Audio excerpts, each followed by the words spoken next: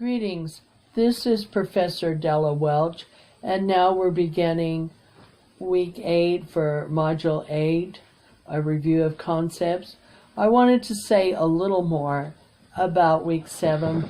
We were talking about how the United States was very helpful to Saddam Hussein in 1963 and in 1980, and giving them various military advisors and support. And years later, the United States would be at war with Saddam Hussein in Iraq. And in terms of Cuba, the United States was very helpful to Castro, and the Cuban Revolution was successful in January 1st, 1959. After taking several years and several attempts, Fidel Castro and his band of guerrillas successfully overthrew the government of the prior president Fulgencio. The United States had transported arms in 1958. They had done the arms embargo against Batista, and actually 3 months later, Castro came to America and visited with then Vice President Nixon, touring Washington, D.C. in a rare moment of United States and Cuba relations. But later, Castro was to become our enemy and a strong advocate of communism and a friend of Russia. And at one time, Obama did open the country of Cuba, but this has been undone by Trump. Now, you need to know about global isolationism. What has happened, many countries have wanted to keep their jobs at home. In fact, Trump is saying, "Make America great again, buy America." In sovereign nations, the law allows individuals to settle their disputes in court. The lack of law enforcement, most people don't take the law in their own hands, and so we don't have to have a police state. The spirit of the law sometimes conflicts with the letter of the law.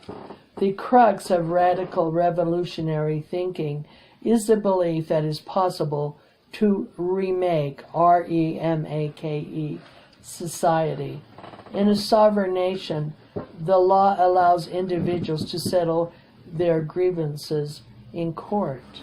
Some say justice is just a commodity for the rich. How much justice can you afford? However, our court system is part of an organized society where we don't use swords to fight, as dictators do, but we use words. Countries usually sign treaties over such issues as global warming, landmines, and germs. Obama, I know, made a very big issue of global warming. When things improve for the poor people, they start imagining a better future and are no longer content with their lot in life. They want improvement far faster than the growing economy can deliver, and then this causes discontent, and this causes problems. The aims of terrorists are calculated acts of terrorism to panic, and enemies to gain recruits and get the foe to overreact. Most countries participate in the world market, which is a large capitalistic competition where goods and money and ideas flow wherever there are customers. You need to know the writings of Hannah Arendt, H-A-N-N-A-H-A-R-E-N-D. She claimed the American Revolution and struggle was indeed a revolution, and history's only complete revolution as it ended in a democracy. Hannah Arendt pointed out that rage is the fuel of revolution, but the greatest cause of rage is the massive corruption now found in developing countries. Abdullah, A-B-D-U-L-L-A-H, claimed that Israel was not a valid state and should be destroyed.